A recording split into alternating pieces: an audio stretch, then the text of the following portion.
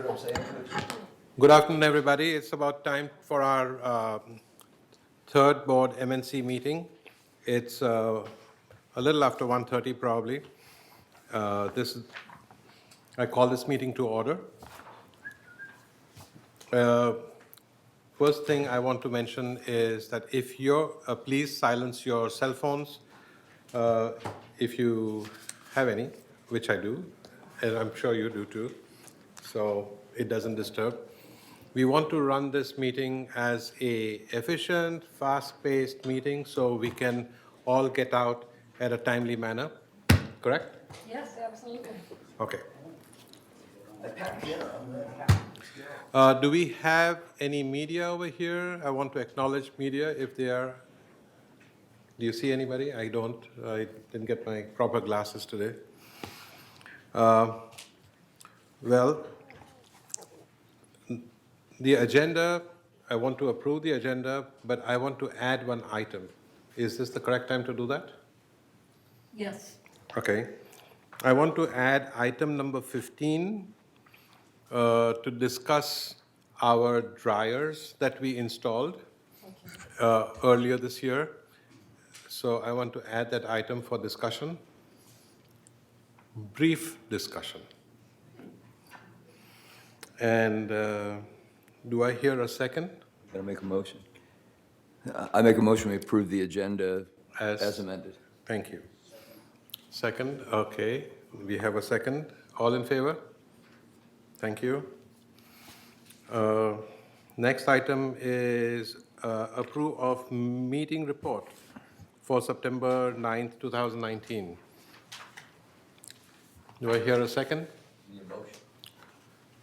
I make a motion that we Okay. approve the meeting minutes of September 19th. Okay. Second by Craig.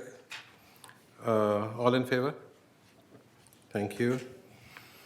I don't have any remarks except that where I live in cul-de-sac 326, there's a whole lot of work going on.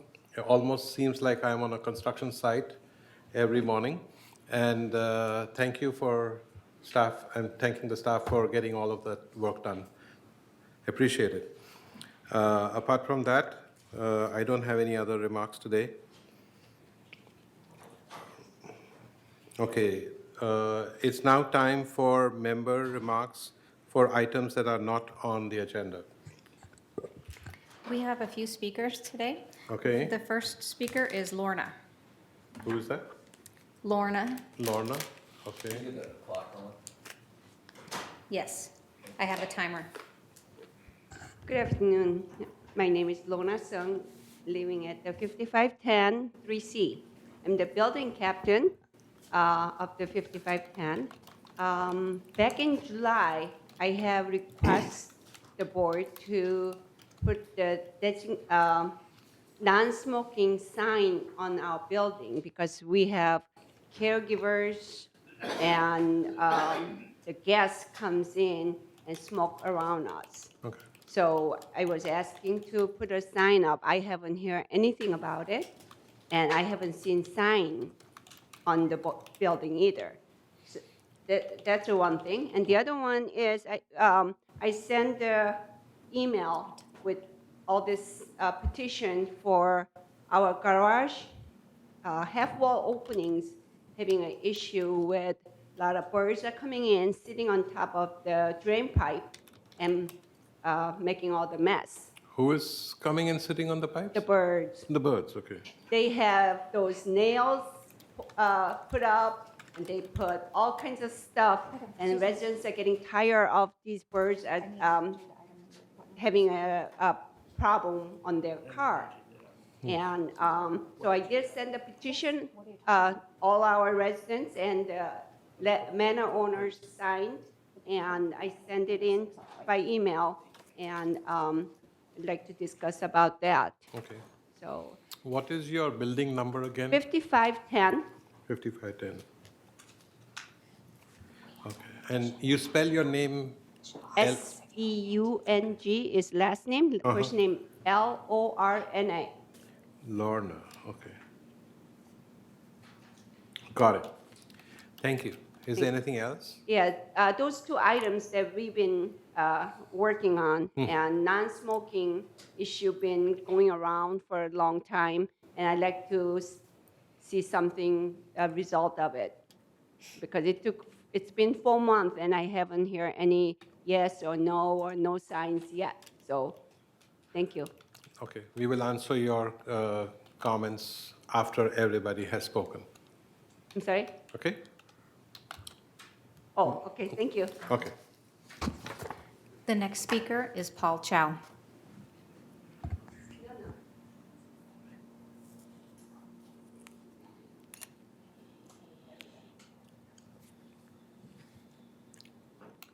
Okay, Chairman and board members. My name is Paul Chow.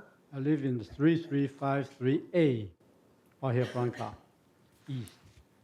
I'd like to report my roofing problems and request the roof to be replaced. What happens for the 3 times the roof leaking during the rain? It was very bad leaking. It caused the wall to be, we have to cut out the wall inside, outside, and fix the roof, and also dry off, and replace the flooring.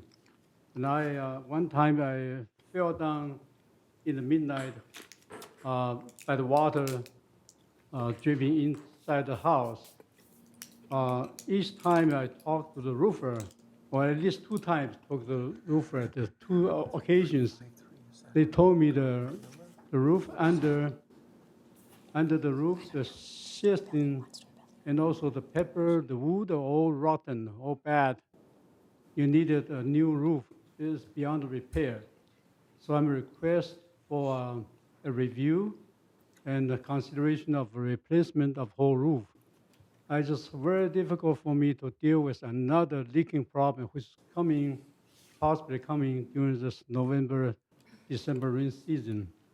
I really hope I don't have to deal with leaking problem anymore. Thank you very much. Thank you, Mr. Chow. The next speaker is Barbara Montero.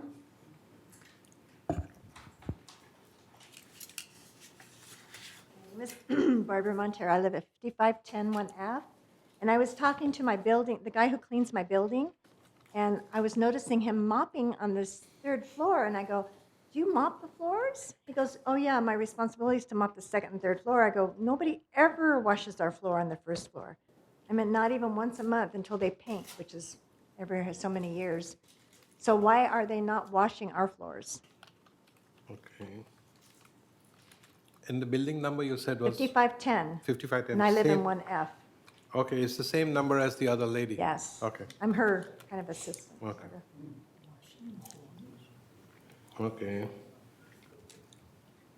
Like a seal coat or something? Actually mopping the floor, the He does. He said it's part of his responsibility for 2nd and 3rd floor, but not the 1st floor. And I go, John, well, that's where all the dirt is, on the 1st floor. we'll respond to it after all the people. Okay, Yeah. Thank you. Sure. The next speaker is Bill Walsh.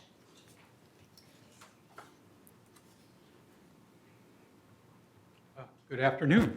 Afternoon. Bill. I came for a number of reasons, mainly to show you this, and you can get it from staff, but the Village Energy Task Force, we asked for 2 years' worth of solar production data, and they provided that data for us. And it's really revealing. It looks like our solar is producing as advertised. Yoo-hoo.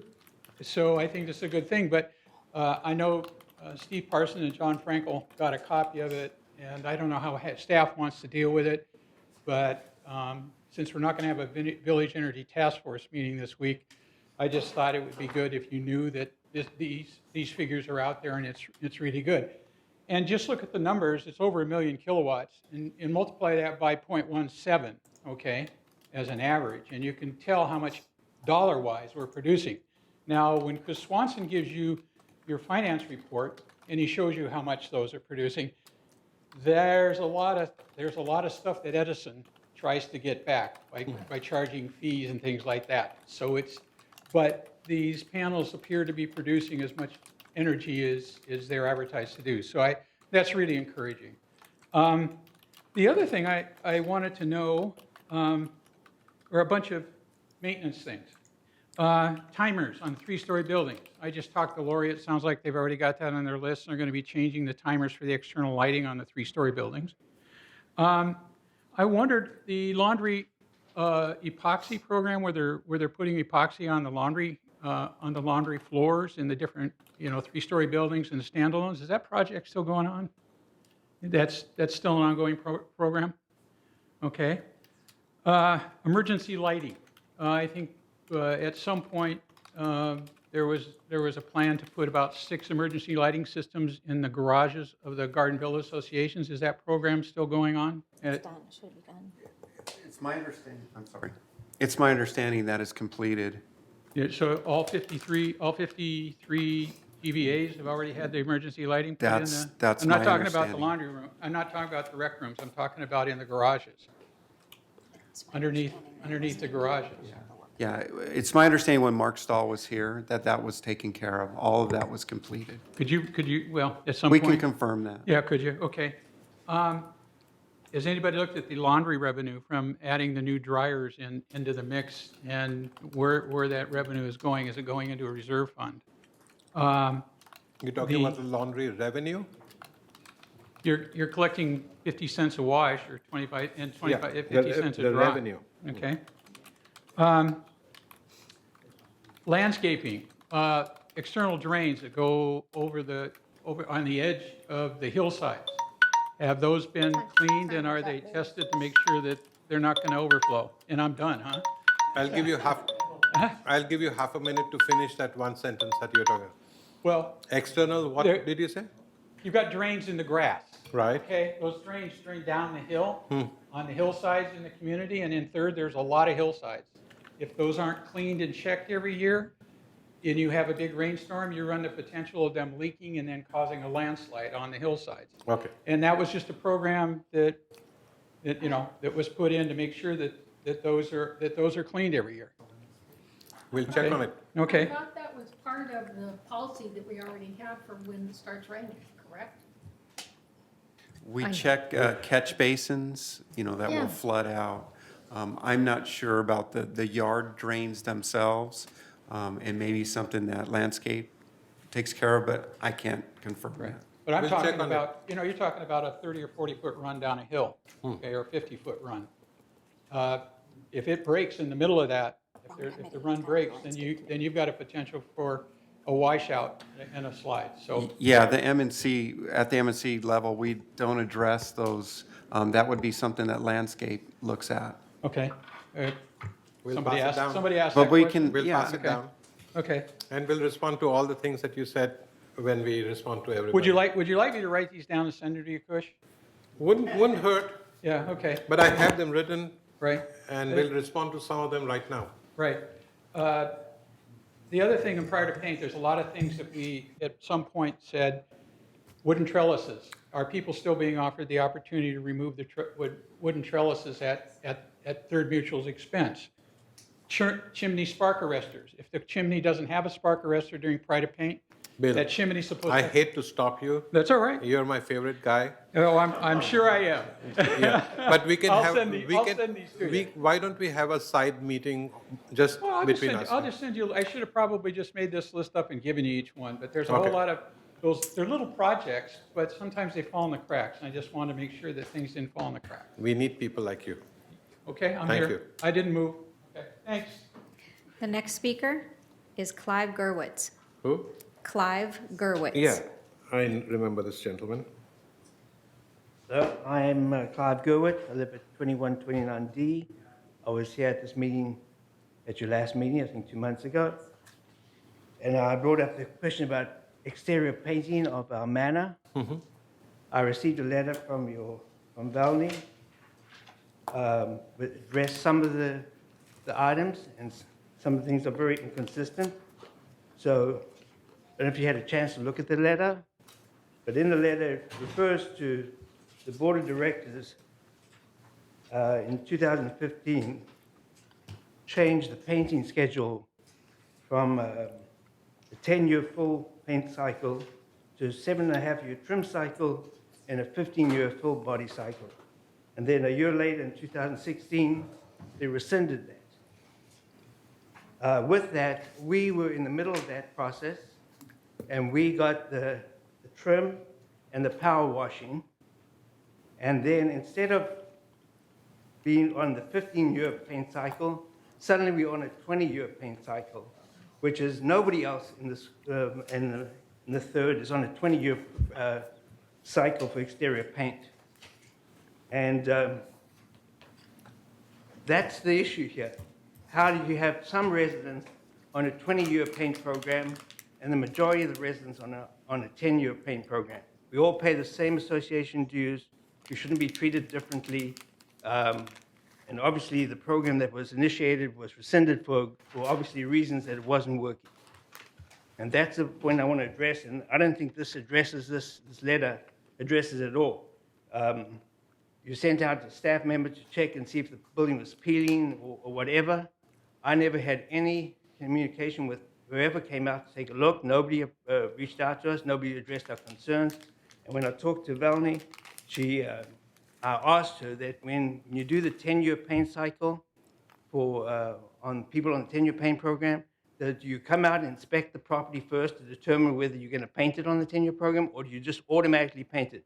And she told me you automatically paint it on the 10-year paint program and 10-year paint cycle.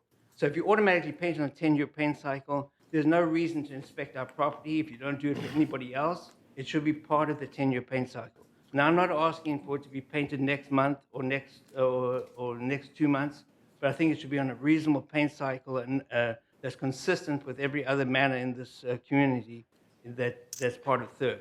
So with this, I would like to know, does this board have the authority to make decisions like this, or do you just make recommendations to the board of directors? As we said earlier, sir, as we finish, everybody who have a comment will answer all your questions, if you don't mind. Okay? I want that's to fine. follow the same rule for everybody. That's fine. I appreciate that. Sure, Thank you. absolutely. Do we have anybody else? That concludes our speakers. Thank you. So, I'll answer on the non-smoking. who? I have a couple answers. I'll Okay. answer on the non-smoking. Okay, so the first person was Lorna Sung, and she was the one who brought up the non-smoking issue. And do you want to answer that? Sure. Most people don't understand what's involved in putting up a non-smoking sign. If you're going to have non-smoking, the whole building has to be declared non-smoking, and there's a process that you have to go through. And I would ask that if you're really interested on what's going on at this point in time, the Compliance Committee for Third is addressing that. They're also reviewing a process by which we can do that. And it's quite a lengthy process that has to go through legal, plus your deed restriction changes, all types of things that has to happen before you put up a sign for non-smoking.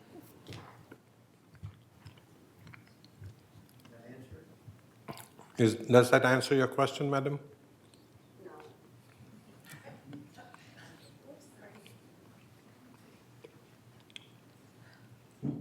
Actually, whether we have designated building or not, actually our community is non-smoking community, right? No, no. No, we are So not a they can non-smoking smoke community. anywhere? We- I thought no one can smoke in their, in the manor unless they close up the No, windows. not true. You can smoke in your manor, Right. You But have you- to close your window. You can't leave it open. correct? Right. So I'm asking, those people come to our driveway and they're smoking, and it comes right into my manor. And I have asthma, and I have breathing problem, and we have several residents using oxygen tank in their for their health. So that is a hazard issue. Okay. okay, One but- sec, Bunny. Yeah. What I would like to do is defer this to security. It goes to the compliance. Compliance and security, they're in the same Right. tree. And let them advise us how to deal with it. Because we are not completely sure whether it's a non-smoking, smoking, whatever. And I don't want to make a decision and put the lady in a different direction. They may be able to do it better than us, the security department. So, It, Actually, I have called security because that's what they advise me to do it. And by the time the smokers don't stay there hours, they smoke and they disappear. But meanwhile, I'm having a health issue and someone else, other residents having same thing. Now, by the time when they come, they're gone. I understand. So what I'm suggesting is we'll take counsel from our security department Okay. on what we should do, Okay? whether we can put up a no smoking sign or not, whether the whole building needs to be no smoking or what we need to do. So we will be in touch. Do you have the lady's information? Hmm? Okay. About the birds, is this the same building that we had a problem where the geese were coming and? That's right. Yeah, the gate is up, and other birds are still giving them, give the residents having an issue where the birds come in and poop on their car. But And they're complaining about their health issue because the birds' feces can cause infections. Right. And do you have some information, Shawan? Okay, would love to hear it. We've installed many goose gates to keep the birds out of the pedestrian access, but we've received word of additional problems in the garages. So we are taking a look at alternate measures. We talked about it this morning. Brian Gruner, our recreation director, has 2 innovative approaches that he will be testing, and we will provide further information on their success. Awesome. So, madam, we are still working on it. We haven't given up. You just heard Shawan is our COO. So this matter hasn't gone to sleep. Okay, so we are still working on it, and we definitely want to make sure that your problem is resolved. Thank you. Yes, yes, sir. We can go ahead and get her a copy of the current policy on smoking and all like that, so she can see what's in force right now. Okay. And we're dealing with the rest in the near future. So you need a copy of the current policy on smoking. Laurie? Could you? Thank you. Okay, are you okay? Do you want to say someone? Stuart wants to say something. Oh, okay. On the I'm speaking on behalf of the Gardenville Association because this problem has come through me, and then I have suggested that this process be used, and I'm afraid that there's a communication gap here. And the problem is that people come and smoke next to the building, and by the time security gets there, they're not there anymore. And so the problem that needs to be solved is how do we keep people from smoking right next to our building? And one potential solution that might help is to have signs saying no smoking within 14 feet of the building, or 10, whatever, 10 feet, I think it is, 20 feet. No smoking, that kind of a sign on the building would be one step in the right direction. Okay, it will take your into advisement. Yes, thank you. Yep, okay, thank you. Yeah. Okay. Next one was Paul Chow about the roof leaks. What I want to mention is, Mr. Chow, that we hear what you say, we understand your whatever you've gone through, and we are already looking into when we can put your roof repair in a cycle. And we'll get back to you with the information I gather from the MNC staff. I just want to add a few words. Sure.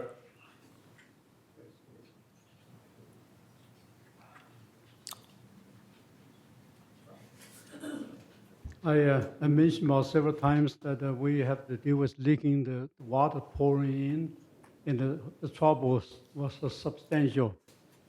Before we move in, I only moved in 3 years. We have 3 times problems. Before we move in, we talked to the caretakers of the previous ownership. They had a problem too, a water problem, which I don't know the details. Just want to add. Okay, thank you. I appreciate that. Next person, it was Barbara. I'm sorry I didn't get your last name, but you were querying about why is the first floor not washed? Correct? Yes. So I have this question for staff. Velmi or Guy, would you know what the cleaning crew does? I'm not sure. I've only seen them vacuum with a backpack vacuum and cleaning it up. So, yeah, here's your answer. Oh, here's my answer. Mr. Chris Langenauer. There we go. Thank you. Yeah, for that facility, we will typically second and third floor, we vacuum. We would mop if it needs spot cleaning. The first floor, we typically blow and rake and would mop if it needs that type of specialized cleaning. But typically, the mop is used for more the spot cleaning. I see. But we'll make sure we double check the 5510 facility, make sure it's taken care of. Please. I appreciate that. Thank you, Chris. Does that answer your question, madam? Actually, no, because, like he says, well, sorry. We are here to please you and take Well, care of it's your just- problem, but it doesn't make sense to I'm me. not coming to mop the floor. I've already had enough leaks in my house. I don't need any of that. But Okay. the second, because I took the guy, he's a really good cleaner. He cleans the building. I go, what? I never noticed you mopping the floors up there. And he goes, yeah, I do the second and third floor. And I go, nobody ever does our floors ever. Somebody Even- must have floated a 20 for him. I'm sorry. No. Sorry, I didn't say that. Huh? No, but You know I'm on the guy camera. who waters, we have people that vacuum. We have people that water the plants. That guy that waters the plants is there for 7 minutes. I've watched him. He overwaters, and then he could have rinsed down that whole thing. And it doesn't have to be every week. Once a month would be happy. I'd be happy if it washed it down once a month. Mr. Langenauer has promised to look into your building and Okay. find out if it's dirty. He'll instruct the staff to make sure it is left clean. Well, it's always dirty. It's on the bottom. I'm sorry about that. Somebody is making a lot of mess over there. All right. Okay, Mr. Walsh, we have a few things that you brought up. One was the energy report. I did get it. I printed it, didn't have a chance like you did to review it. I'm sorry about that. Did you want to respond to that? Not that particular issue, but Bill, the laundry income is recognized under operations. So it's not going to a reserve. It's in our operating income section of our financial statements. So it's just treated as part of the gross income to help offset operating expenses. Well, is it offsetting the operating expense? It is. It is on the dryers because those are actually under warranty, and Guy, jump in if I'm saying something that's not correct or my understanding, but there's been a lot of washer issues, so, you know, it depends how you want to look at it. In total, we've got still some issues to work through, but this seems to be settling into a groove where it is kind of covering what it was intended to cover for the particular section for the dryers. Yes. It's very close to budget. So is that included in those of us who have our own dryer, washer and dryer in single units? We get charged, what, $2 a month? I thought my voice was loud enough that it would cover the room. No, it's So- not getting in the camera. Oh, they want to see the body, huh? No, the voice through the thing gets, All right, so I believe it's now, or it's going to start next year, that those of us who have our own washers and dryers on our manors, we, in Third Mutual, Right. are contributing $2 per manor, will be contributing $2 per manor per month to the washer fund, the general fund.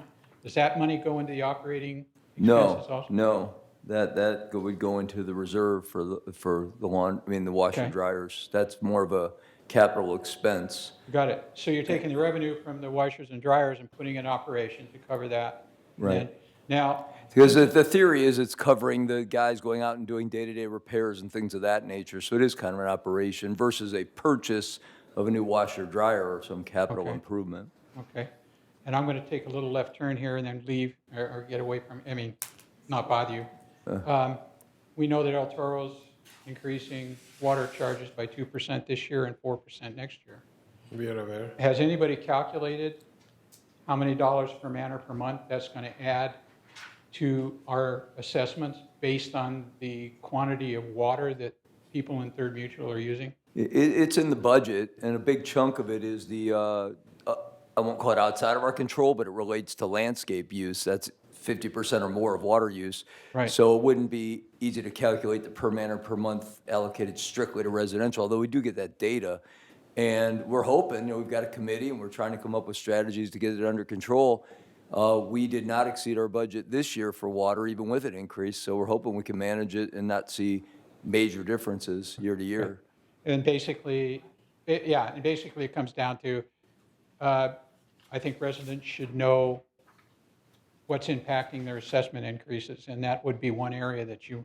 Yeah, wanna no, highlight. that's coming from a separate committee, so you can definitely stay in touch with We the are Ray working who's on it, running yeah. No that. problem. And the other thing I'll mention real quick is the Finance Committee tomorrow is supposed to be getting a solar update, complete financial analysis, ROI, et cetera. So if you come at 1:30 tomorrow, there might be some discussion worth having, because we're not seeing numbers as favorable as you're sharing so far. I'm hoping this update kind of makes it Right. look a lot better. That'd be great. I might show up.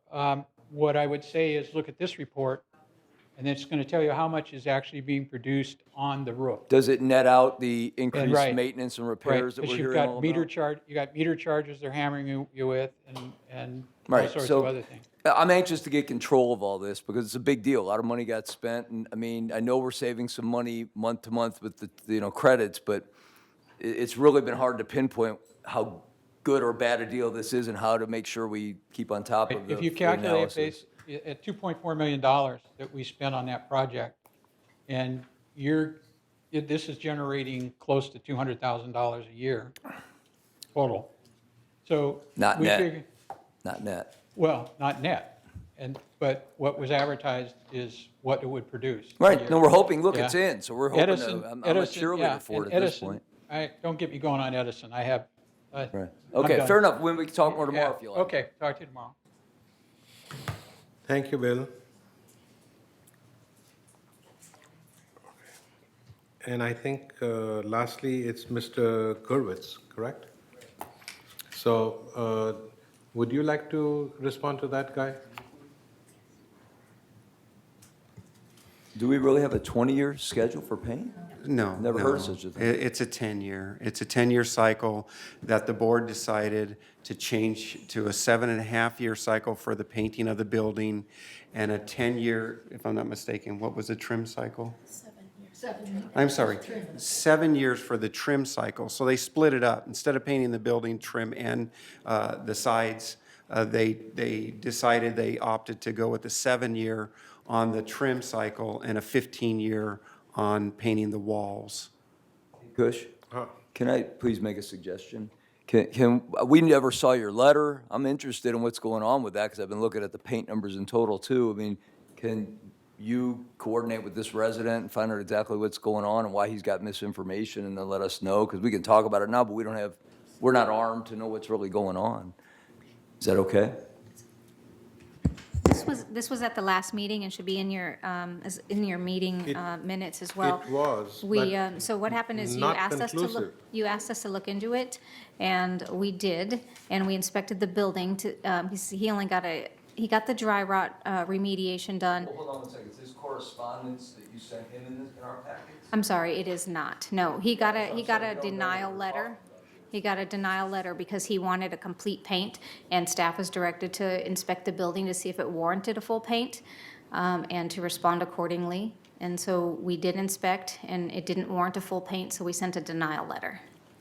Right, and somehow he came Well- away believing that there's a 20-year paint cycle. I'm just saying, I feel there's a communication bridge that you guys could coordinate, make sure he understands all his issues, and then let us know that that's resolved, because I don't think we got a global paint issue to talk about here, do we? It's really just one manner that's So- got confusion. Did somebody Just to mention- provide a little clarification, the trim, he did get the trim cycle. His trim was painted. The dry rot remediation was completed. But at that time, we were directed by the board to not paint the sides, to put that on a different cycle. I guess it was a couple years after that, the decision was made to go back to a full paint cycle every 10 years. Unfortunately, he had already received the cycle, the 7-year cycle for the trim. So we are working on buildings on a 10-year cycle complete. So in reality, his building, the sides of his building, the walls, will end up being on a 20-year this cycle. Thank So you. what That- we you're did just is. being clarified at Can I 20 years. finish, please? One sec. Can I finish? Yeah. So what we did is because the exterior of the buildings is mutual responsibility. So we sent out the staff to look to see if it really warrants being painted, if we need to go out and actually paint it. The feedback that we received was, no, it can stay on the cycle that it's on and still be maintained. So really, we're looking at the building and whether it can be maintained properly, and the report that we received is it can. So his building, the walls will be painted 20 years, and then it will go back onto the full cycle of 10 years. So when are the 20 years up? 26. 6 years from now, essentially? Five, yeah. It's on a 20-year program. Excuse me, the double talk there. It's a 20-year program. Well, No, don't, it's not. I wouldn't call it a Of the program. way it fell You into that got loophole. lost in the shuffle is what happened. They changed policy and you fell through the cracks. Why can't this be looked at as kind of a ticket where this resident is requesting accelerating his painting for his building, and then you can evaluate if that's something that can be accelerated? Essentially, that's what we did. And We you've went out decided, you to. decided he's fine for the next 6 Right, years? so our staff but decided that the building is adequately protected with the paint that's on there, and that it, we can also go back, in 5 years and look at it again, if that's what we're But directed then to do. 5 years and 6 years are right next to each other. Yeah, so 6 years, it's scheduled 2026 to be fully painted. Okay, I don't quite understand this. Everybody's painted at 10 years, no matter what the condition of the manor is. So there should be no relevance. You haven't done the outside paint. We're not talking about the trim. We're not talking about the dry rot. We're talking about the exterior paint. Everybody's on a 10-year program, no matter what the paint looks like, whether it's fine or not fine. It's faded too. That's also a concern. So I don't understand why we should be singled out, and because it fell into this loophole, that the board made this decision and then rescinded it, while we have to suffer that consequence. We pay the same association dues as anybody else, Mr. and we should be Gurwitz. treated the same. Mr. Gurwitz, we're not trying to single you out. There is no ulterior motive or some hidden agenda. It just so happened that the cycles changed and some resolutions were made and then they were rescinded. So in that shuffle, Understand unfortunately, your building fell in that crack. But it can be corrected. So it can be corrected. So we are already halfway through the cycle. I would really sincerely request you to be a little patient. Another 6 years? No, I will ask the staff to review the building one more time. They don't need to review the building. They It's not a need- question of whether the building Sir, is please maintained or not. excuse me. Let me finish my thought. Apologize. Okay? If I don't, then I will forget what I was going to say.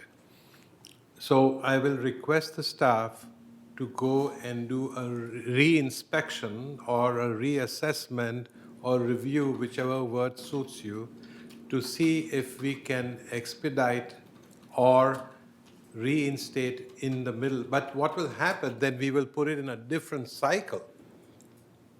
So just let me work with the staff and see what we come up with.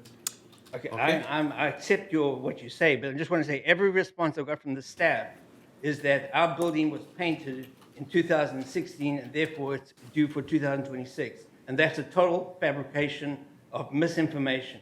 And what I'm hearing here is exactly the same thing. It's got We're nothing not to do trying with, to. it's got nothing to do with reviewing whether the building needs paint or not. You do not do that with anybody else. Why do you need to do that? We're with this not doing building? it to you alone.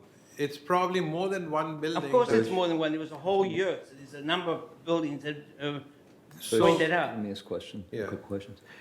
So let me see if I can help break this down a little bit. His trim was painted more recently as part of the cycle? We're That's really correct. talking about Dry the rot. sides of the building? That's correct. Dry rot and the trim on the building, the exterior of the building was taken care of. Right, and so, Mr. Gervitz, that's your name, correct? I Correct. apologize. I think I've heard staff clearly say that they review, and boy, tell me if I'm wrong. They reviewed the sides of the building in 2016, am I hearing that? Decided, you know, these policies said push it out a different time period and it fell through the cracks. But they never said, that I heard, that they painted it in 2016, and that's really the issue you're bringing to us, which is how do you get it painted more quickly than 10 years from 2016? So, you know, the only reason I'm going through all that is just to defend, to some extent, what staff's saying, that they are reporting to us what's really happened. They're not breaking policy or trying to single you out. It's a loophole. It didn't go the way it should have gone. You know, I'm not blaming staff, because Right. staff is doing what the board of directors is Right. ordering them to do. Well, our chairman's saying Okay. we'll take a look and try But to see if this we is can this accelerate is an for you. issue. The facts of the matter is the exterior has not been painted for 15 years. Even under the 15-year schedule, it would have been painted. Well, and So I guess there's I would, no I reason would to wait ask another you, 6 but I years. would ask you one final question, just Okay. for my own personal Yeah. peace of mind here, because we'd like to try to help if it needs help. Does it need to be painted, or do you just want to feel like you're treated fairly? I think it needs to be painted because the paint is faded. It's not peeling, okay? There's a difference. But the reality is you paint every manner after 10 years as a preventative maintenance issue. Right. Our building should not be treated any differently, and all the residents Understood. that Just fall wanted within to that hear your cycle take on the current should be condition of the treated paint. accordingly. Okay, so we'll get information from staff on where they think it stands, and we will absolutely make sure you hear our view if it can be accelerated. Okay, and then my other question was, does this board have the authority to make a decision to tell staff to paint the exterior of the building, or does this need to go to the? It would have to get approved by our general board, but we would put a recommendation through, and then it would go to the consent calendar at the board meeting. So The full board. essentially, yes, if we recommend it, it usually goes Okay. through. Thank you. Sure. So with that, we conclude all the member comments. Next item is department head update. So I do have one update. I would like to inform you that Siemens received all the lighting fixtures, and we have scheduled them for this week to install the Pilot 2 program. Once all the fixtures in place and staff has had time to review in the evenings to make sure everything was done as directed, we will put signs on each of the poles that the lights are replaced, and it will go through our marketing and out to the community to inspect the lights, to take a look at what's out there and give feedback on that. Okay. Do we get to hear about it before? So once we have it installed and inspected, we will turn it over to the marketing, and they'll decide how it's going to be disseminated. Okay.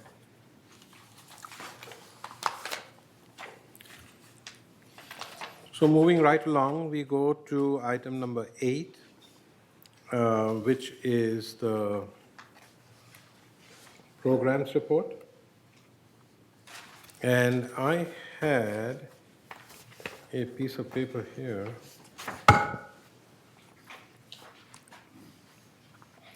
So this time we have the item number 8 included. We find that this report, do you want to go through this report first and then we talk about it a little further? It's a consent item. I don't know that it, we need to go through it and break it down. I have a couple questions, right?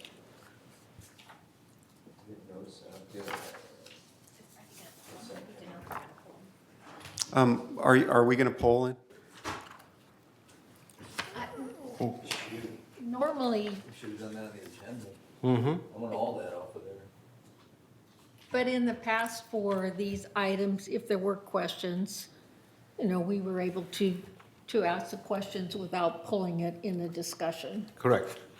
So if you have some questions, So right now, I want to mention one thing, and that is the program, this report, I'm going to request the staff to only provide this report 3 times a year, March, July, and November, because it takes up a lot of staff time to prepare this report, and it results in a cost saving for us, because it takes up a lot of staff time. We also, if I may, we also provide it monthly, the same information in the project log on a Correct. monthly Yes, basis. so we do have it in the project log. It's So redundant. It's totally redundant, waste of time, and it wastes our time for pulling it and pushing it, so we can discuss the project log rather than I'm that. fine with it less frequent. I just want to understand it. Okay. Can I ask a couple questions on it now? So first, let us decide Oh. whether we want to remove it or not. Does that require a motion to do that? I think we should make a motion on that, isn't it? By consensus. It can be by consensus. Okay. So by consensus, do we agree that we should remove this or make it 3 times a year? 3 times a year. Yeah? Yeah, just to Okay. keep, Okay. if it's on the project log, is it as simple as transferring the information over here? Or is there a ton of analysis involved with getting this? No, and it's done by 2 different departments. So you have 2 different departments doing the same thing and providing the same So information we'll go at from different 12 to times. 3 and maybe 3 to none. But it was, Yeah. we can double check against the departments. Maybe that's a good audit move, who knows? Okay. Can I do the questions now? Or Yeah, you could. Okay, so maybe that'll answer my question, because I'm trying to compare things and understand what's going on with this report. I think my biggest overall question about it is, I look, just the very first one, buildings, dry rot, budget is 168, projected. What does project mean? Like you're only gonna get to 126 out of a budget of 168? Is that how to read that? This is a different report. And then it says, the next column, let's cover that. The next column says complete, more than projected. So I can't make heads or tails out of what's being told to me here. Good afternoon, Chris Naylor. I'm the analyst reporting to Ernesto. The projected is figured out based on, it's just the budgeted amount divided by the number of months we've already completed. I For see. example, So to after date, so to Yeah, speak. after 6 months, you would have about 50%. And it just kind of shows you, are they ahead or a little bit behind schedule? It looks like Velmy is ahead in almost every category, so. Okay, then let's go down to section 2. And we've got dry rot repairs, budget, 595,000. Projected is, I assume, dividing it by the number of months, like where we would be if you had this prorated by month, because that's what you just said on the projected. It's going to be about how they entered it into Forecaster. To date, it looks like it should be about 446,000. Right, and because you've done more than you projected, the expenses have come up to 565. But we're under budget by $30,000, budget 595, actual 565, and yet somehow we have a negative variance. Should that be read good? Like, in other words, we're below budget, so that's a negative number? Or, because you have parentheses unfavorable, which I always read a parentheses as a negative. So when I see negative 27, I would read that as a bad number, yet the math says it should be a good number, or am I totally lost? It's a unique report that was created sometime before me. It has a little bit of a formatting challenges that are kind of unique. One of the things that we'll notice is, so in column number 1, we see that she's ahead by 28% in terms of the number of buildings. And then in the second column, we see that her expenses are over by 27%. So it's... But they're over projected, they're not over the budget. Her expenses are actually more than the projected to date. So it's unfavorable, but then at the same time, the reason why she spent more than expected is because the number of buildings. Yeah, and I'm completely Right. confused to the extent that the budget, is it still planned to be doing 168 for this year, or are we gonna be doing more? Because we're way ahead of projected, but the total is 168 anticipated. So when we get to 168, it seems like we should be right on budget, more or less. 168. Because there's only 7 more to Completed go. 161. Yet this indicates we're 27% to the negative. It feels like we're comparing columns that don't necessarily tell the story we're trying to tell. That's the way I read Yeah, it. it's a unique format to the report. Unique as we're- in not useful? I'm trying So, trying to understand what unique the means. budget's broken down in a 12-month period, and they equal in equal increments. And so what happens is, if we're spending more, it means we're doing more.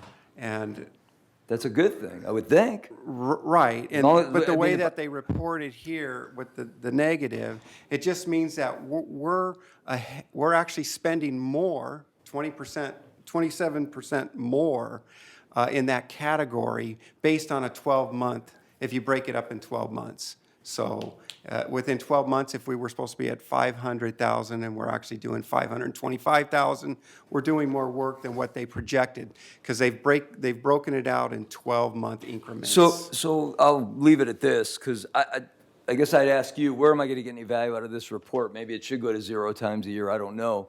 But that's first question. And number two, can we still rely on the budget versus actual with projections that we're getting every quarter? Is that still rule of the day of how things look?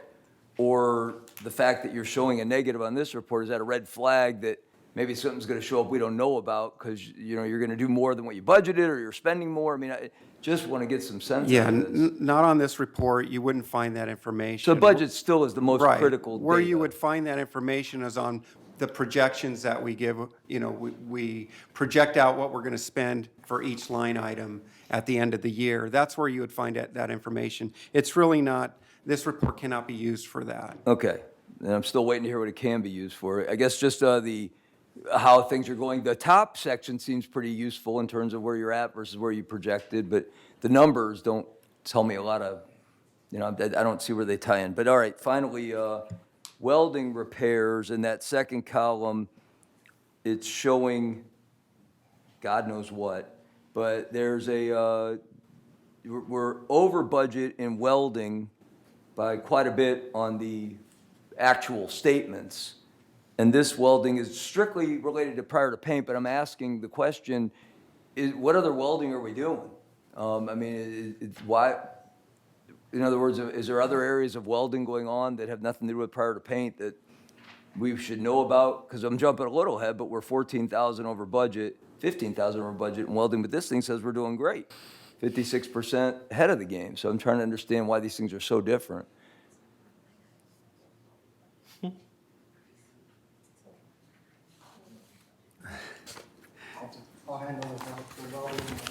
Yeah, it's. I always know you'll have the answer. God love you.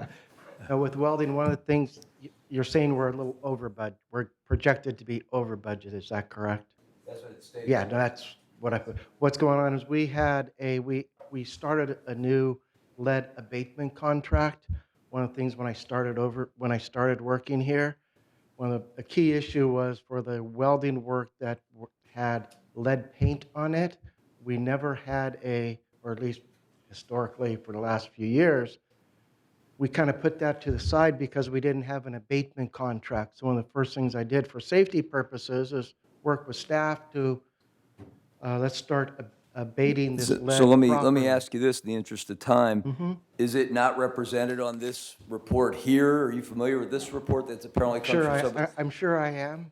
Okay, because this doesn't show anything even close to the things you're representing, whereas Right. this tells exactly the story you just represented, and I trust you know how to manage the money in that Yes. sense, and if you're over budget, you tell us why, but then I get another report saying we're way under budget, and now you understand the question. So Director Pearlstone, if I may, this is related, these budgets are related to prior to paint only. It's not all welding that's done throughout the community. It's That's why I one- just asked, what other welding are we doing? Is So it in building structures? Is it in, what other accounts would we find welding in? Yeah, balconies, railings, Right, things but- of that nature. Stair But Chris treads. just said that the big dollar change was due to paint abatement. Am I wrong? You know what I just heard you say? That is painting of the of the rails and the balcony rails and the walkway So rails. would prior to paint be part of that? So the abatement portion, if you look on 1, 2, 3, I think it's the third item down, lead abatement, that's showing unfavorable, meaning we're spending over. On the welding portion of it, being 56%, our actual expenditures for the year is $3,735. However, what they're saying, based on the 12-month increments, we should be at, projected to date, $8,453. So they look at that as favorable. Okay, but lead abatement in this example you're giving me includes welding. That's what I'm hearing you say, is that lead abatement actually has welding dollars in it, yet there's a separate line item for welding. Am I missing something there? Which means it's hard to figure Well, out. because there's a prior to paint welding, and there's just what I would call just a general welding and that general welding. This says lead abatement PTP. That's for the prior to paint program. Right, the next one says welding We do other repairs welding PTP. outside of the. Right. prior No, to I'm with you, I get it now, but I'm just saying it's Okay. hard to make heads or tails out of it. I think you can at least see where I'm going with that. Yes, I can. All right, fair enough. So this report seems to be doing I- far more harm than good. And yeah, there's many job numbers, and they get rolled up into one heading. No, and- that's what I assumed the answer was, but it's sitting here and, if I'm gonna see it, I'm gonna ask about it. We will be happy to make any changes that you'd like. But I do the agree with takeaway is 3 times a year, make sure this report ties into something. So at least if we see a number here, we understand how to reconcile it to our financial statements, so we understand what you're trying to tell us. That'd be the takeaway. Is Sure. It doesn't have to, have a footnote, have something, like, here's your budget, and here's what you're Yeah. looking at compared to the budget, and here's why. Like, the next page or two, there's a variance report that explains all kinds of items. They give me a lot of answers I'm looking for. So if you want to do something, anything that just lets us not do this again, that'd be kind of my goal. Absolutely. Yeah, I would say remove the report Yeah. completely. You want to remove it completely? I would, I'm only nervous because I don't know what it's telling me that I might not know otherwise. Well, it's something that we've adopted that's been done here for years So and it's years and literally- years. It's literally just redundancy because nobody thought through to say get rid of it. It may be. From That's what what- it appears to be. from what I hear in history, somebody just thought about what this report was going to be, and maybe it's not being continued in the same manner. So then they kept doing the same thing over and over again all these years, and it's totally a waste of time. So I suggest that we could either go to 3 times or completely remove it. Right. Prior to paint on the project log does not tell me these cool numbers in the top section, which is how many budgeted, how many projected, which I don't know if I care about projected, but I am interested in how many complete. Is that somewhere on the project log? Because I just searched prior to paint as number 11, and it does not have those totals for me, which I think is useful information for us, which is how are we doing? I've been asking Ernesto, and I think Guy, once I asked you, is we're looking at these budget numbers, are we planning on doing everything we set out to do this year? And I've been told consistently, yes. So I'm always looking for information to see, because if we come in under budget, we're like, yeah, we did 35 fewer buildings, well, that's not very impressive, and it sounds like that's not what's happening. So this first section's great. Is there some way to integrate that into the project log? Well, I think if we look at the status, we're giving all the buildings that we budgeted for the year. We provide which ones are completed at the bottom, and then the middle, you'll find what we're doing. And then you can just look over at the budget and kind of see how we're tracking. If we're budgeted 1.2 million and we're at, 759, we have All right. 500,000. Leave it at 3 times a year is my We're definitely request. going to make our projection of buildings completed this year, within budget. I'd leave it 3 times a year. 3 times a year, good? Sounds good to you? How about you? Okay, so we kind of move it down to 3 times a year? Okay. So next item is item number 11, which is the maintenance expenditure and variance explanation. This was also requested that we remove it from this MNC meeting because our next meeting, which is tomorrow, is the finance meeting, and they would have a more up-to-date view, because they would be able to give us more detail with more current information. The information on this that we're looking at is as current as what we're seeing tomorrow in our finance meeting. I think the issue that's been brought up over and over is just the timing. In other words, I've got 10 questions on this, nothing major, but just things I want to clarify. And if we ask them tomorrow in finance, they say, talk to M&C. But if we ask you first today, you won't have the answers to finance tomorrow. So we won't, you can see what I'm saying. It's just there's a lag that doesn't let us get, information that may at times prove useful in our direction of what we want to ask you guys to do, or, budget information that we want to correct or adjust or supplement or who knows what. So I don't have a good suggestion on how to resolve that. And just looking at this report, and I have to look at this often, as you know, and since the budgets are broken down into 12 increments, it doesn't really tell an accurate story just looking at this. For instance, if I'm doing the dry rot program and I have 8 buildings for the year and 5 of them are significant, with a lot of damage, you're going to see me overspending in that first 8 months. More than likely, you're going to say, wow, you're spending a lot of money. Are you tracking? Well, the last 3 buildings may be a fraction of the cost. So if you look at the project log, again, that tells a better story of where we're at and what we're spending. It doesn't have any information in the project log, or am I wrong about operations? Because the operating fund is where I had more questions than the reserve fund. You're correct. It does not. Yeah, and I already had said to Kush, I think we should just leave this in here and keep working with the, a little bit awkward crossover that we have, just because I don't think you can ask too many questions about the numbers if there's something we're troubled by or want to get clarified. And we don't spend a ton of time on it here. I'll respect the fact that almost every 2 months there'll be a finance meeting within days of this meeting, but I don't think it's a bad idea to send you off with questions that, we'd like answers to whenever you can get them to us. I mean, that seems reasonable to me. So I'd leave this one. Because it's already produced. There's no extra staff time involved producing. This is done by finance anyway. I think where they Yes. spend time is over here on the next page, where they have a explanation of the. So we do provide finance with the information. We give them the variances so that when they have their meeting, they can explain to you what the variances are. Have you been to a finance meeting? No, I haven't, but that's the Call information that Ernesto, we call Guy. provide. That's what we Oh. hear every time we have a question on M&C. Okay, because we So- do provide them. They request Bellamy. it, and we provide Lori. that information. Whatever name she thinks of first. No,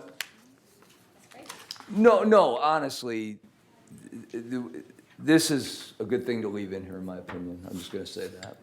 Okay. We'll review it again at the next meeting and see how. Right, what I think we can do, and last month it worked ridiculously well, is if I can get access to some, I'd sent a list of questions to you guys, which you answered well before this meeting, and we just didn't even have to, then it was a consent calendar item. We reconciled it before the meeting. So there was nothing to even elaborate on. So maybe we could find some way to do that. I think that's a good method. If you have questions, that we can provide those answers or be prepared to provide them. Right, because then maybe in we're the down to meeting. 2 items during the meeting and 10 that we just get resolved. That's right. So I'm okay leaving that. If you are, this whole variance report, I'm okay. We Okay. could follow up with an Right. email. And But if at any time that this seems confusing, maybe it needs to be looked at from a different perspective. Maybe these reports were good at one time. They may need some work for future. And I personally think this page, agenda item 9, it's solid. I mean, it's getting us where we need to be to ask questions and understand where you guys are at, and feeling good about the bottom line so far this year, the way the thing, in other words, I feel like I'm getting the story I'm trying to get when I look at it. I did have one question, which is page 3 of 4, it's dated all July 31st. Is that just a typo? All the variance pages are July 31st, and the financial statements are September 30. yes, it looks like it was an oversight and it should have been changed. So all the information is as per September 30th. All those variances have been updated? It sure appears to be because you have September written on every one of them. 31,217. It's got just a typo. Okay, good you caught it, I missed it. July, oh. So I mean, I'm okay approving this just to finish my. The information is dissertation. accurate. It's just that it should have been changed. July, it's not July information. Okay. Okay. You need a committee to, no, I'm kidding.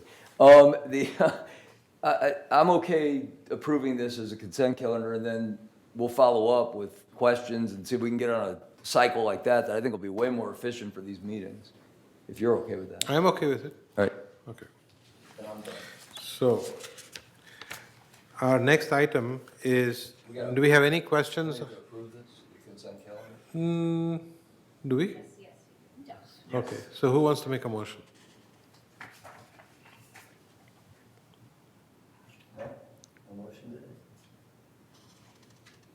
Are we approving, I'm sorry, we have to go back.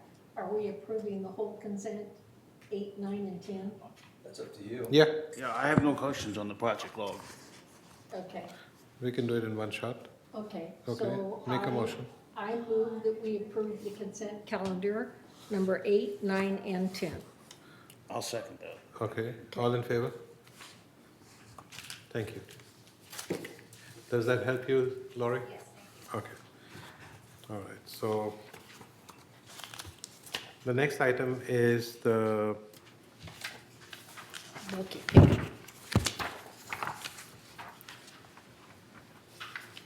walkway light?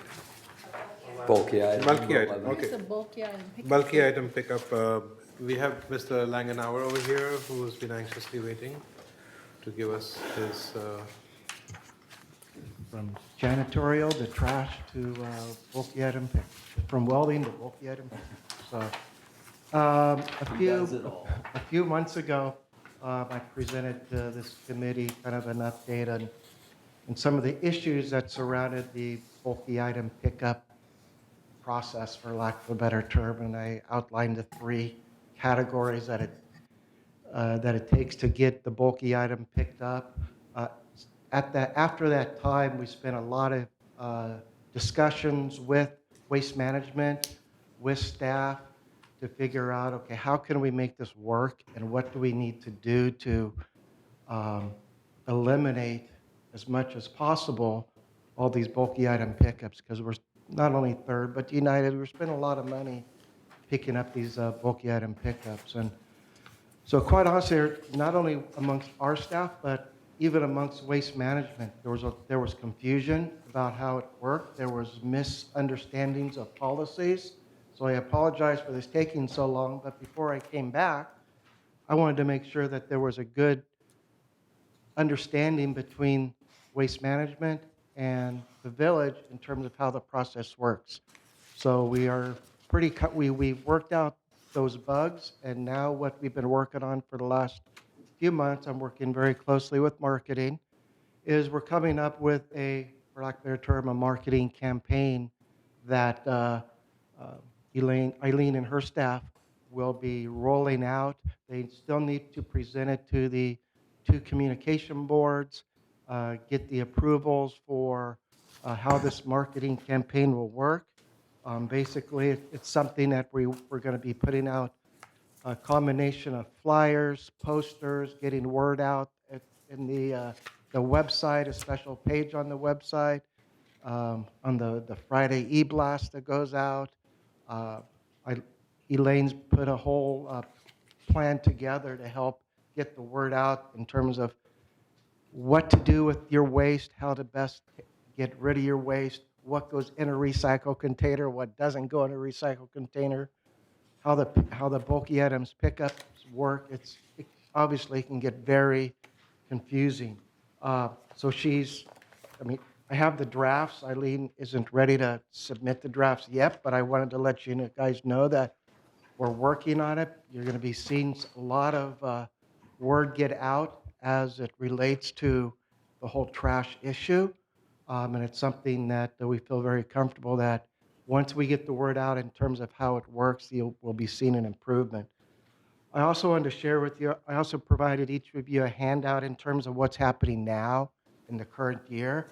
just kind of tells you, it's still overall in the village, we're averaging picking up, and this is just staff picking up. This isn't waste management picking up. This is staff picking up, and right now we're picking up about 10 tons of bulky items per month. That's split between Third and United.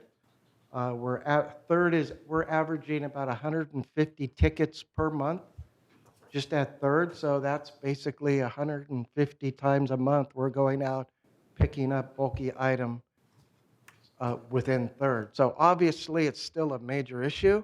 It's creating a lot of staff time, and so that's why we're Chris, trying can to I get the stop you word for a out. second? Sure.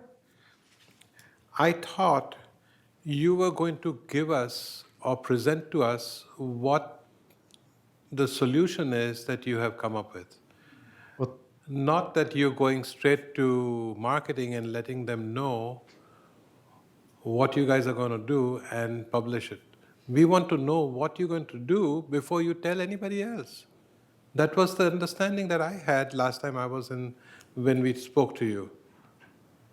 Is that right or not? that is correct, sir, but So what are the you- issue, I mean, the problem is, it's a communication and information issue of getting the correct word out to Correct. the residents. Or, can I jump in? Yeah. I guess what I need to get more comfortable with what we're seeing here is, can you give us some translation to impact? In other words, multiple questions. You can just hit the ones that you know off the top of your head, which is, how does this compare year over year? How much money is this costing us? What is Waste Management supposed to be doing? Are they doing everything they're supposed to be doing, and this is absolutely on top? We have no choice but to do this? And therefore, how much does it cost? Sure. And if you have a great communication program, what do you expect to see as a potential reduction? Like you said, once the rules are cleaned up, any targets or numbers or guidance to give us a feel for the impact of why we're even having this discussion? Is this hundreds of thousands or 5,000 or just a lot of resident complaints, or what's the core of all this? In terms of the cost, right now, it is costing, between the two mutuals, roughly $150,000 of staff time picking up the bulky items within the two mutuals. That's Okay. basically, You're talking about this report, correct? yes, sir. Okay. So the bulky item pickup, we had a solution long back. When I first moved in, there was a big piece of paper which told us that if you need to pick up something, if you have bulky items that need picked up, because what happens with many people move here not realizing how small the units are. They come here with a boatload of furniture and then they realize it doesn't fit. So that's where the problem starts. And then there was a system which I used, and it was quite successful. We call waste management. Our waste is collected by and paid for by the city. We don't pay for our trash. Correct? We pay for our trash. No. We do. The contract is paid through the city.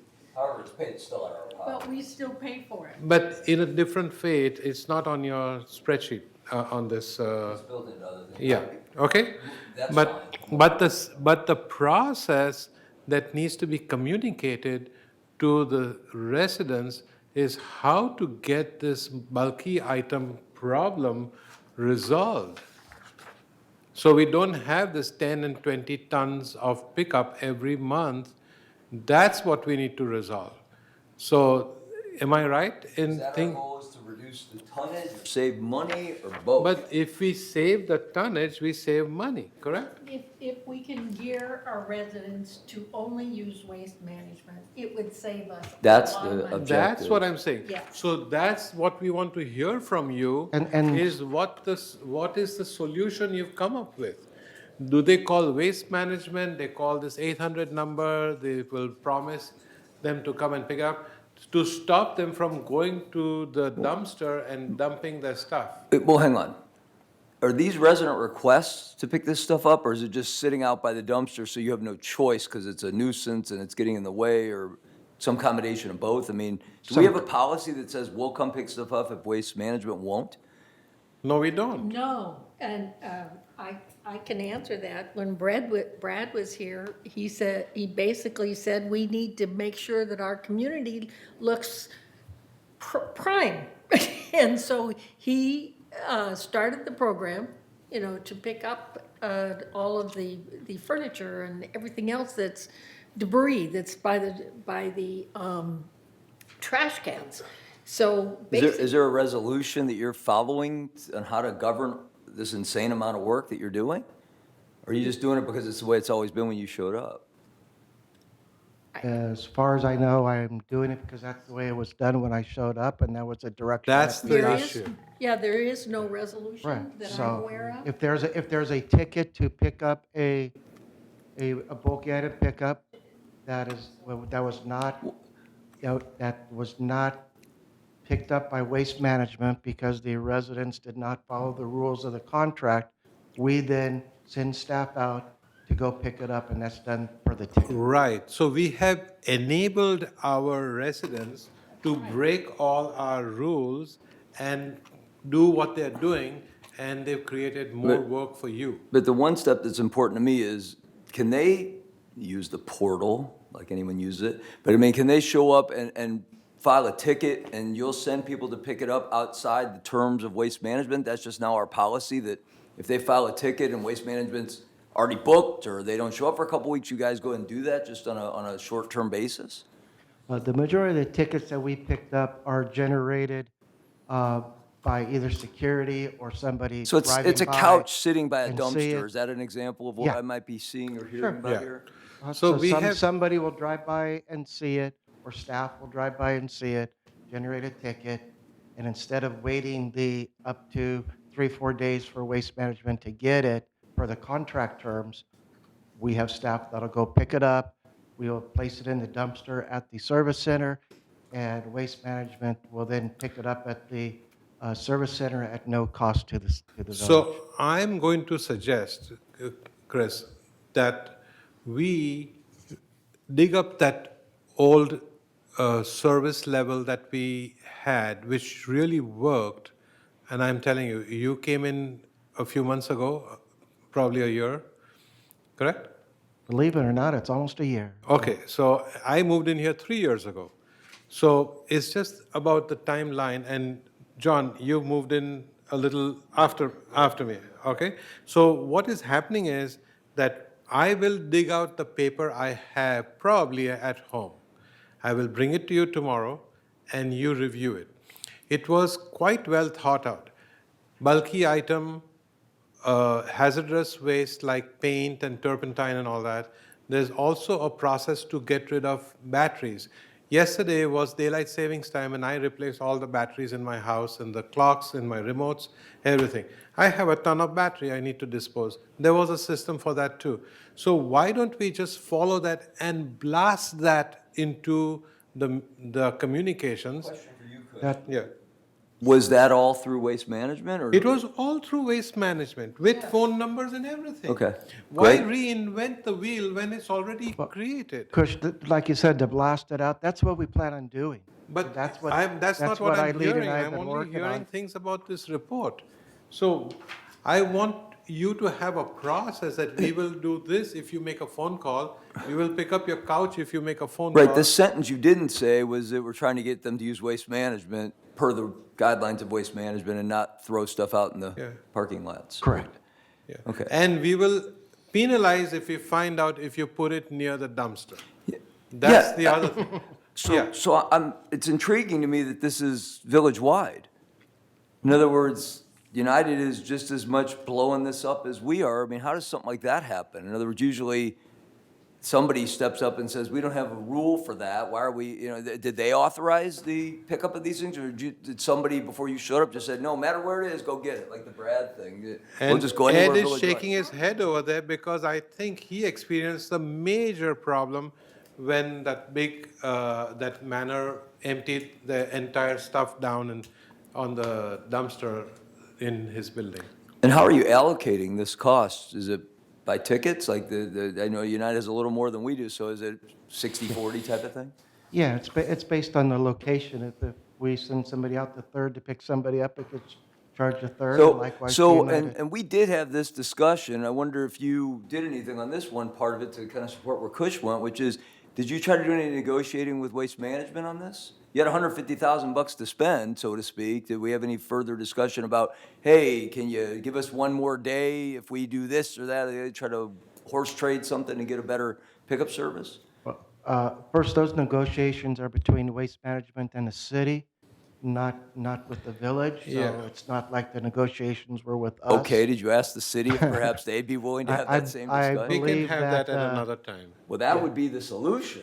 You could add another day or two with their contract cost effectively, then we don't have to. John, what I can say with my history of dealing with trash contracts with, in my previous job in other cities, the village has a very, very good, and the You village mentioned that, and yeah. Laguna Woods has a very, very good, from our perspective, Right. contract with. So where I was Waste going with this, Management. Kush, is if we, and you've already sent them off to go find other answers, so we'll do that. But if we just said, look, we're gonna follow our rules, we're not picking anything up anymore, there's no way, we haven't authorized it, you can't do it. So we'd save $150,000, but we get a bazillion complaints. Because as Roy used to say, you'd have, ghetto type, garbage all over the, community. We'll have to discuss this further and resolve it. Right now, I have something else in my head, and I don't think I want to talk about this in this meeting, but I definitely have a bone to pick up on some other issue with you. Great. Huh? So if you, I'll either come and, is your office upstairs? I'm actually across the street. Okay, At the then I'll service take your center. phone number from Laurie and call Great. you. Oh, All thank right. you. Thank you. Yeah.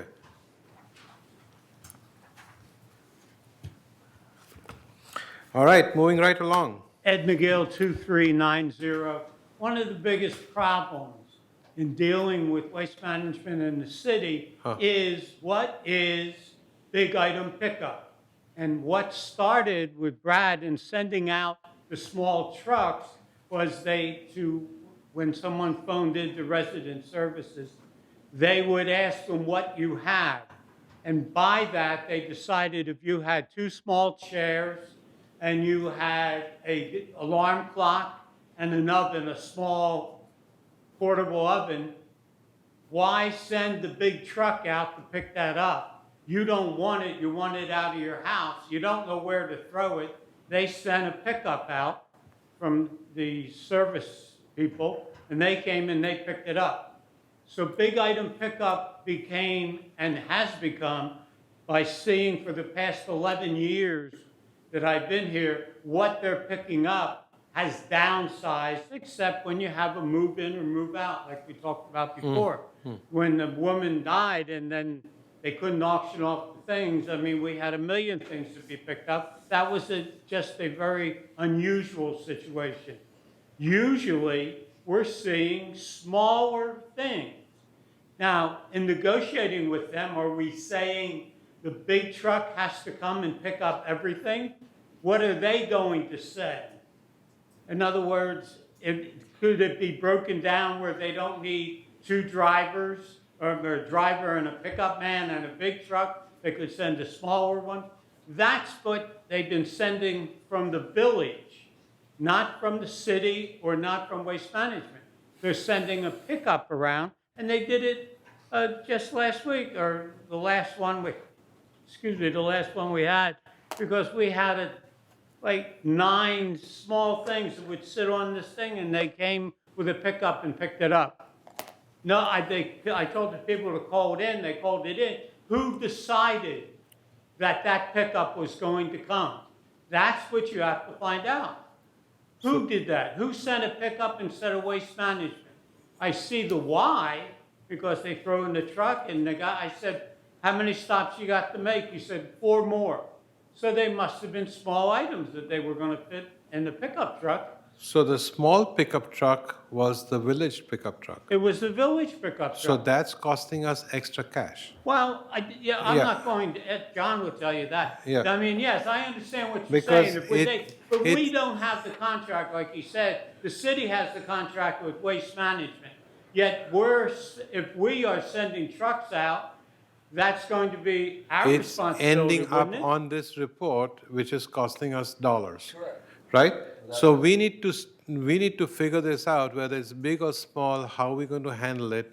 Well- And it shouldn't be on our trash contract, and we shouldn't be paying any extra cash, which is on this report. So that's how I look at it. No, I understand what you're Yeah. saying, but I just wanted to differentiate between what we call big item pickup and what is Yeah. really happening. Yeah, so because I'd much rather use that $150,000 to $200,000 for the epoxy lining of the pipes or prior to paint or whatever the most important dry It's, rot, which but is. remember, it's less than half. It's a big enough item to address, but it's not like a ton of money. It's like- not a ton of money, but Right. it's money. But it brings a value to the community. Yeah. So we need to balance that. So we need to make this and assign it in the correct way. That's what I feel. Yeah. So, bulky item pickup, okay, we have this next item, which is item number 12, walkway lighting request from 3034P. Can you tell us a little more about it, please? Yeah, staff received a request, we've attached it to the report, from the resident occupant at Manor 3034P. So the written request is asking for additional walkway light near her manor.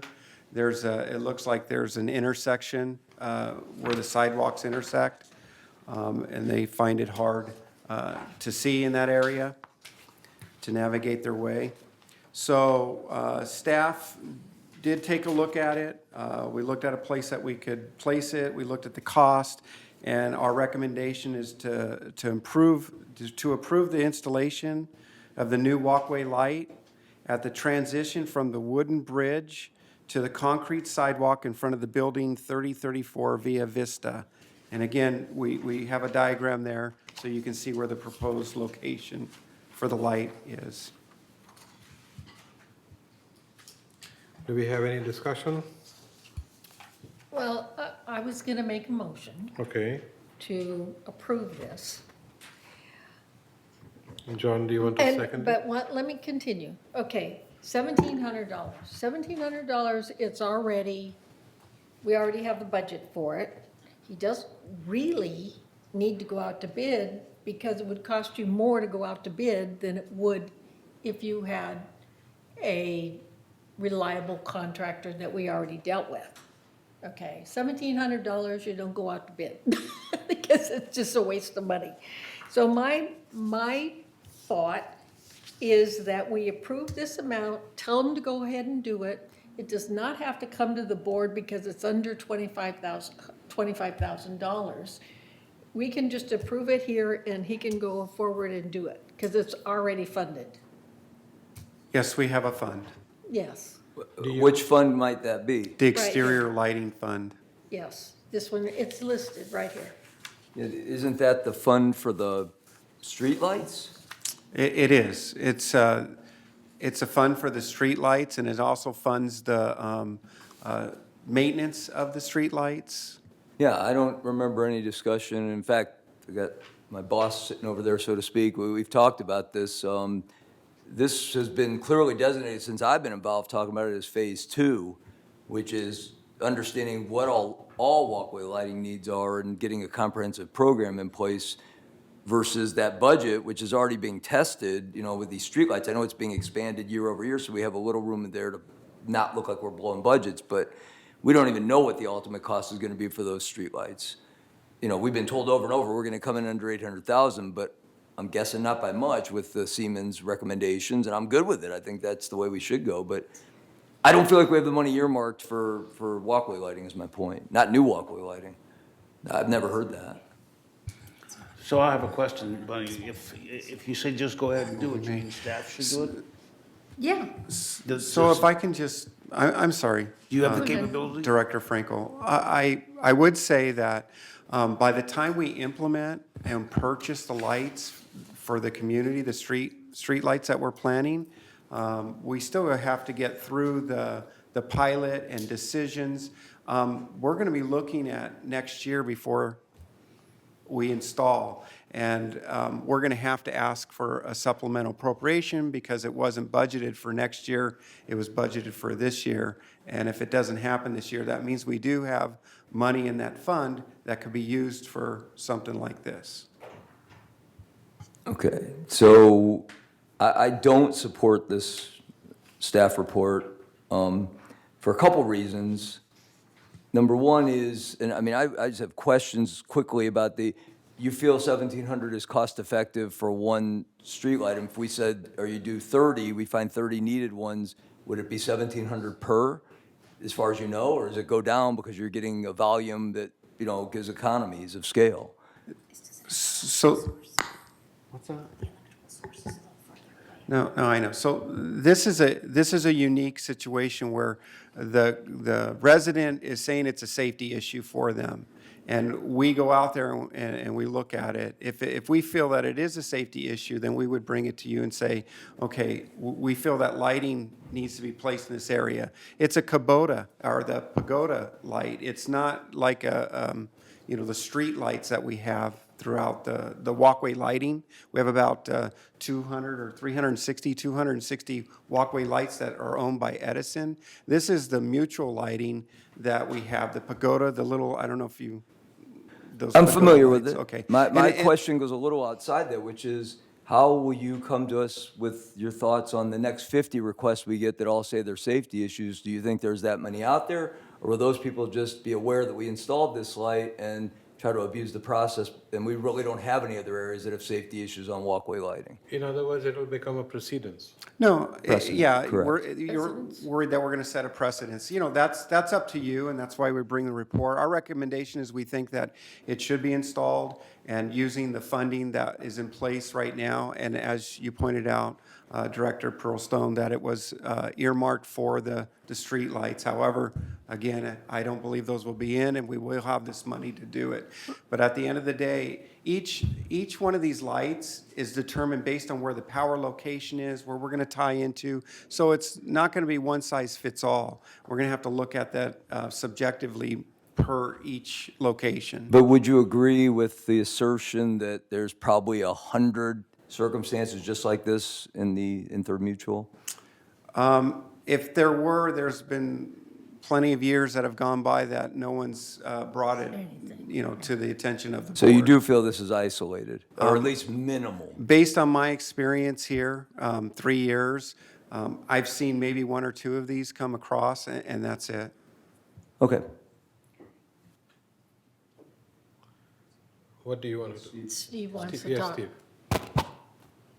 Yeah, after talking with Betty about the street lighting, I've been told that if we make a decision on the pilots and we can write a contract this year, that money's gone. It What do you doesn't. mean?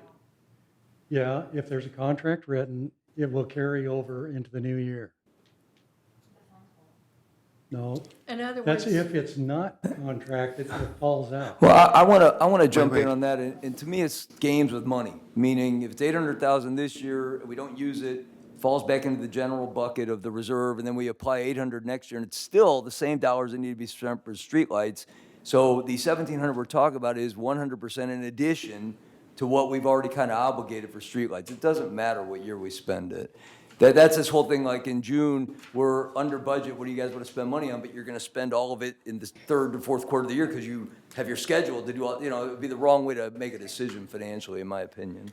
It should just be based on, is this a good value based on the resident need? And to me, the risk of, are we opening floodgates for, 50 more of these, and now 150,000 of an $800,000 budget is now tied up that we didn't expect. And we do want to do it. We want to give this to the community across the board, but we were going to start streetlights, then come back with walkway lighting. And I'm very interested in your comment that you feel this one has that level of need, and other areas may say they do, but it doesn't really meet that standard. And that's how you generally feel from what you've seen? Yeah, and being put on notice, and if there were an accident, I don't know the implications of whatever liability that brings. That part doesn't frighten me too much, because I think if you know it's dark, you have a certain obligation to get a flashlight, and take care of yourself. But I mean, I know anybody can sue anybody for anything, and it's not like we've set the standard to light every sidewalk but theirs. So that part I'm not gonna run, and say we gotta do this for this person. But at the same time, if it's a unique situation and you use those words, Safety. then I think I wanna, really look hard at that. 1,700 isn't gonna break the bank if it's really, really not gonna show up 50. You said there was another request, right, Kush? That you No. said there was another one that showed up recently? No? Okay, I misunderstood. I haven't heard of any street lighting requests. Excuse me, walkway lighting requests. Walkway, yeah. So my understanding is, after the streetlights have been converted, that I believe that we're going to be directed to do a comprehensive study of the walkway lighting. We are. I think that's on the plan, the agenda, so. That's phase 2. Right, And we are and so- also going to consider all the Edison lights that are still owned by Edison, which are not on, that we don't own, which are probably on the parkway or whatever else you call it. Right. So this is subjective, and you will be doing a study in the future, and funding will more than likely be allocated if it's determined that more of these are needed. Yeah. So on this one isolated case, we did bring it to you with our recommendation to move forward. However, you can decide not to, and we can put it on hold until the evaluation is completed. Hold up. My question is, you're going to take a contractor to do this? The 1,700 is based on a contractor Is doing this this outside work? services? It's just. Yes, this is for outside services, based on a Is contractor. it possible that our employees could do this at a better price, in the sense that it would cost us less if our employees did it? I don't believe so. It's something like this, it is better to have an outside contractor be responsible for Okay. putting the installation in and the warranty that they provide when they do that. So I'll make a motion that we go ahead and proceed. She already made that. You'd be Okay, seconded. so you seconded that, so do we vote on it? Well, there's discussion. So we are still in discussion? That's where I feel we are. Maybe I'm the Okay. only one who feels that way. Do you still want to discuss it further? I have concerns. I mean, I see both sides of this very clearly. But I don't know if it's gonna wind up when we get phase 2, if you look ahead, just focusing on money for 1 second, which isn't the ultimate issue here, but, what if that same thing costs 500 under a bulk contract? When we're doing 500 or 1,000 of those all over the community versus today where we're paying 3 times as much because it's one guy showing up doing one light. So that's one side of it, but that's not enough money to stop us from doing it, in my opinion. The other side is this safety issue, and have we now opened Pandora's box? Where anybody feels they have a safety issue, they'll show up. I still, it's ringing in my ears. You're saying you're not hearing that. You're not hearing that from the community. I just wonder if this light beaming will start it, and it concerns me. 'Cause if it Right, comes- it's been my comes- experience that I have not come across these. No, that's true. How do you feel about it, Chris? I'm interested in your thoughts. I may be a little in favor of this because I like more light when I'm walking because of my vision issues. So I might lean towards this. So mine would not be a safety issue, but I do need light in the night. That's why I don't drive too much in the night too. You have one thing on there that may give me the comfort I need, and that is there's different elements, different materials. You're doing it at a junction of concrete and wood, if I read it correctly, right? There's a ramp, right? And if is I'm not that mistaken. typical in those structures? It's a bridge. Is there a lot That's of, correct. a lot of buildings like that, or a few, or what's the frequency of that of that design? Percentage-wise throughout the community, I don't know, to be honest Few and with you. far out.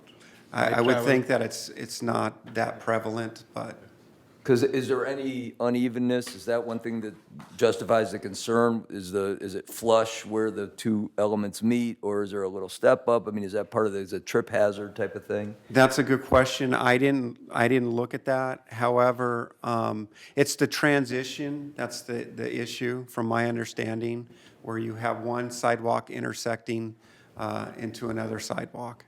Okay. And will this be adequate light, or are we gonna have them come back and say, that didn't work, we need 3 or 4 more? I'm being told that's adequate. Okay, So, that's a good question, Joe. but it is, yeah, absolutely. These are all good and valid questions. It's a big deal. As I say, I'm not looking at it one case. It's like, what happens residually? You know, and so United, I believe they have a program to do 3 of these a year per request. So they do budget for this, for 3 per year. It's not something that Third Board has decided to do. Well, you say that, but that leads to another question. Are all 3 used every year, as far as you know, for the 3 years you've been here? So see, there is demand for this. Yes.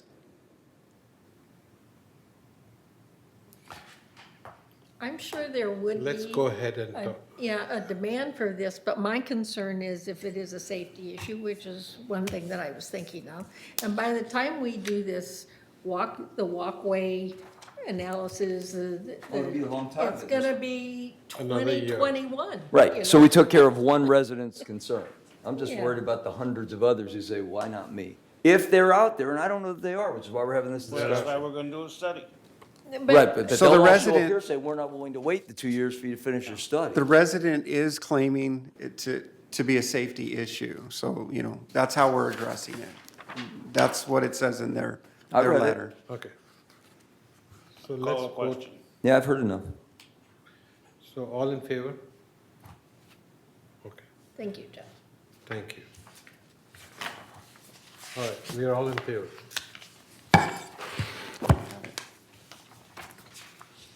Next item, garden villa mailroom flooring options. I'll turn this over to Velny I so was she gonna can say, Velny, explain you have the and soapbox show you now. all the features. Can I jump in and call whatever you said, that point of order? Do we really, can we cut this one? There was only one individual who was really hardcore about ceramic versus porcelain tile, and that individual is not here. Do we need a full analysis for anybody sitting here, or can we just go to the chase, give us the highlights, and let us, Give us the yeah, next, cut it to the bottom line? We were not big on this issue. Yeah. It just got out of control, as it tends to do. Staff is looking for direction in regards to whether we're going to go with the glazed ceramic tile or the unglazed porcelain. They are the same price. They have the same value as far as life and the durability, as well as the resistance to water. We did bring in some samples for you to look at and examine, but they are basically ideal product to be used. It's just a matter of personal preference. Do you have a recommendation? They're both equal. Have you used any elsewhere in the past? Am I wrong? Isn't there stuff in places now, or is it all Just, vinyl? it's all ceramic, actually. It's all ceramic, so, Like this one. and that's worked Okay. for Yes, decades. yes. This is, Okay, yes, come on up. And then yeah, I let's did- put it on the counter, we'll all take a look, we'll stand up and see. It all depends on the decor. do you have Well, any I like porcelain that tile? style better. This is glazed ceramic. And this is So the like when you unglazed. do this, Porcelain. all you see, That's what- this now, is this- actually the may I ask- color of the mailroom combo, so that you can see.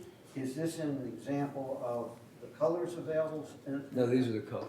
No, this is paint Of colors. the These are material. the tile colors we're recommending. Okay. And these for that, and this one is the ceramic. But today's decision is strictly which, oh, you have different colors for different materials? You wouldn't be able to get the same They're colors? not the exact same Oh. colors. Well, this is glazed and that is, Unglazed.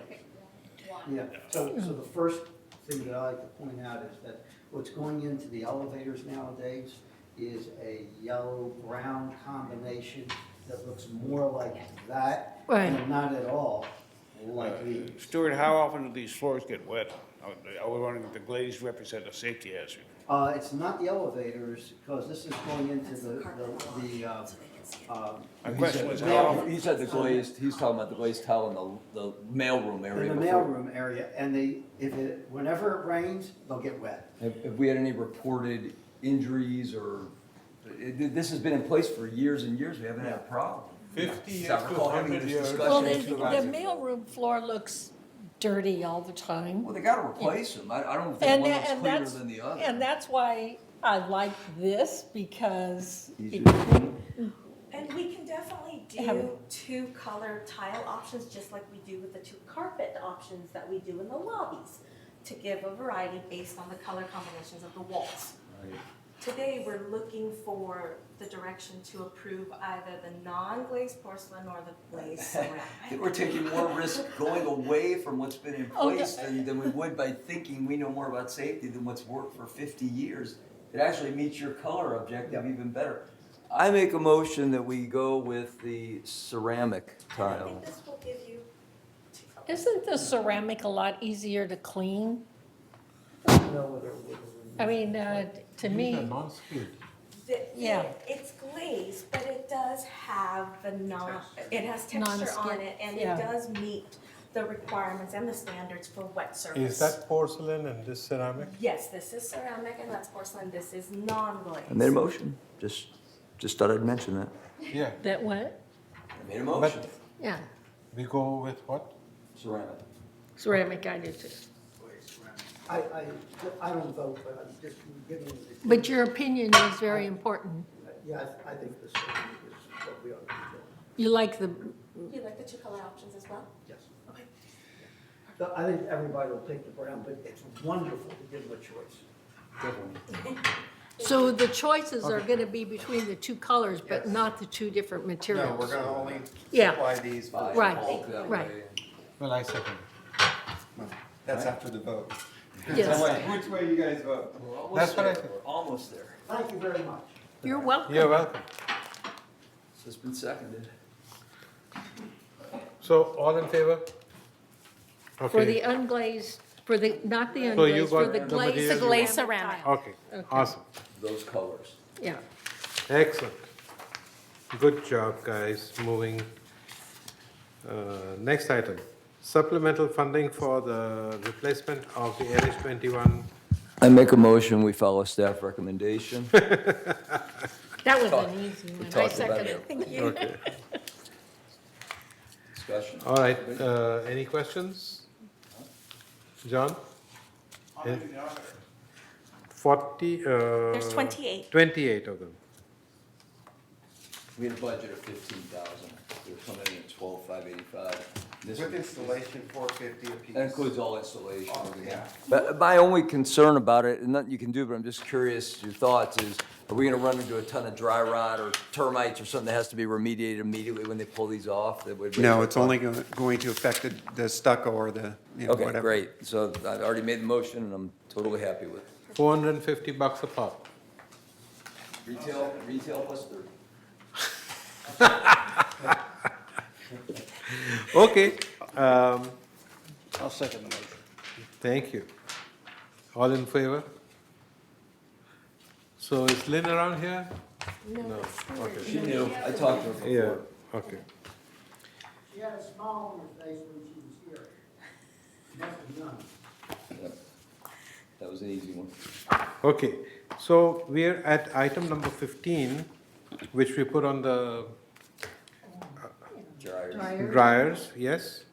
So I will do a little explanation why we put this on the agenda. Can you start a timer on that? Okay. We've got it. Ta- Okay, so I've already extinguished my time, so maybe we need to go home now. I don't need to go home, I just wanted to talk about it when we have our All right, future agenda. Give us the overview though, please. Okay. What's the issue? so I was trying to see whether I was in the correct direction or, correct section or not. The thing is, we've been receiving a lot of pushback or complaints from the residents about the new dryers that we installed earlier this year. And in all correctness, these dryers did not do exactly what we promised. The expectation. Yes, the expectations. There were two big things that happened. One is that some of the standalone laundries did not get the correct number of dryers because they removed 3 and put 2 in there. And there were 4 washers, so when 4 people washed their clothes, to put them in the dryer, and they did not dry them in a expeditious manner. The other two are still waiting because the first two went and added more money to the machines, and the second two are still waiting. So we have been trying to figure out how do we solve this problem. So one of the suggestions was to replace the dryer coils. So it's almost like getting a brand new dryer because it's too much, it's far too expensive.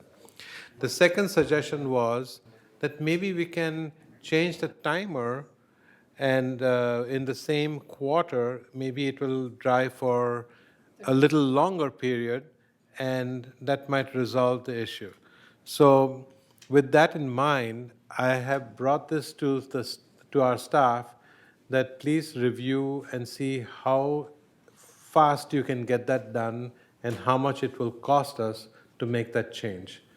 So my recommendation was that for every quarter, we increase the time from 20 minutes to 30 minutes. Is that something you guys would be thinking about? Yes, Bunny? Well, I'm all for it because I've heard a lot of complaints myself. Right. And my question is 30 minutes enough? Because I'll tell you, I got a brand new dryer, and of course it's ventless, and it takes twice as long now to dry my clothes than it did in the old-fashioned dryers. So my question is 30 minutes enough to dry a normal load? And when we talk about a normal load, we're not talking about bulky items, we're not talking about towels or anything like that. We're just talking about, your normal clothes, the everyday clothes. Yeah, I would add the input that we could just ask staff what the best value Time. would be, the right amount of time for that unit versus Right. our expense, because the reason we didn't do this right up front when we put them in, as I understood it, was because we had already done an analysis on cost, trying to break even of the maintenance and repairs with the money we collected, and that was the right amount of time for that.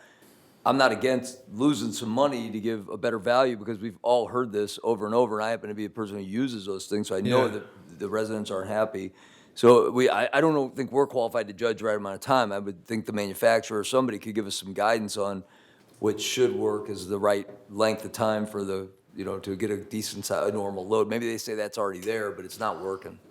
Yeah, they may say, if we do ask the manufacturer, there's an average, but it's all subjective. What's the spin cycle time? What's the Right. fabric? So every load may be different, and they could probably give us a general idea. However, if there are going to be any changes, I believe there's a resolution that's already in place, so that resolution would have to be changed as well. What is that? Well, there's a resolution for the 20 minutes per quarter. Yeah, we'll work on it. That's the reason why we're bringing this report, requesting a report on that.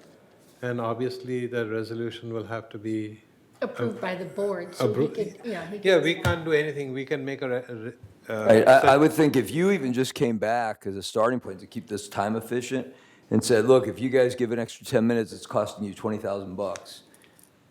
That would be very meaningful to us. We could then decide, is that worth the investment, or do we go $40,000 and add 20, we could have a real Make it 40 meaningful minutes. discussion. Yeah.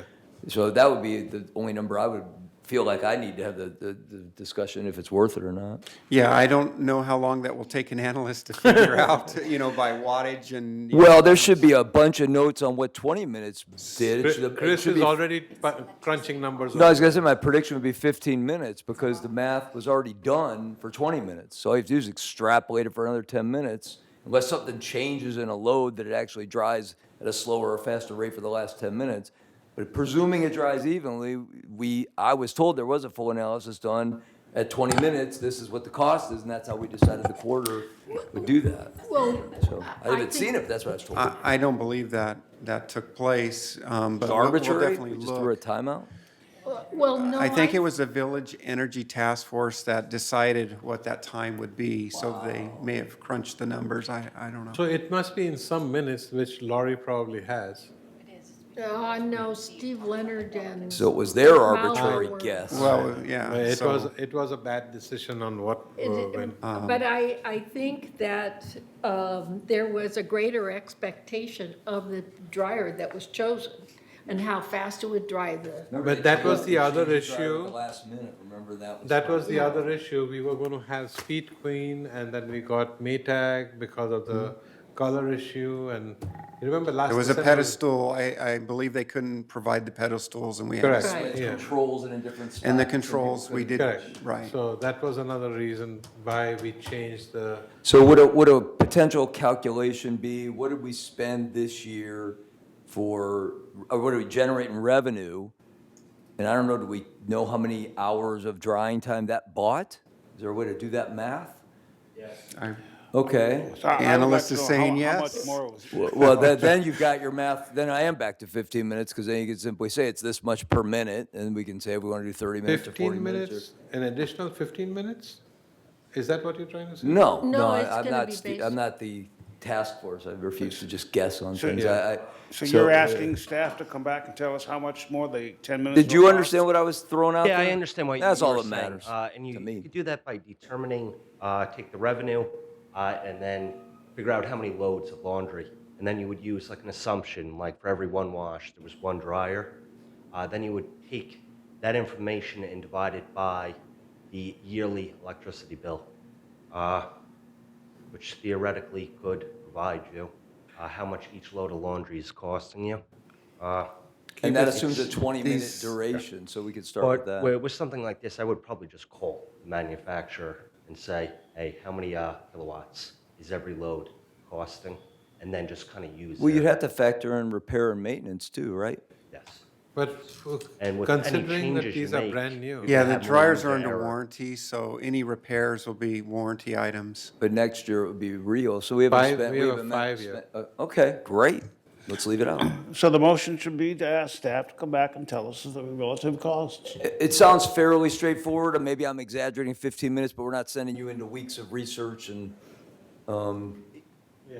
Keep it simple, that's all I was saying. I'll keep it simple. I just have concern that the margin of error sometimes, with something like this, but we'll figure it out.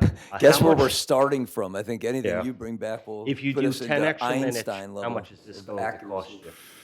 And then. If it's, instead of for a quarter right now, people are getting a 20-minute drying time. So for a quarter, can they get a 30-minute drying time? What would it cost us? Or if they get 40-minute drying time, what would it cost us? That's what we're trying to see.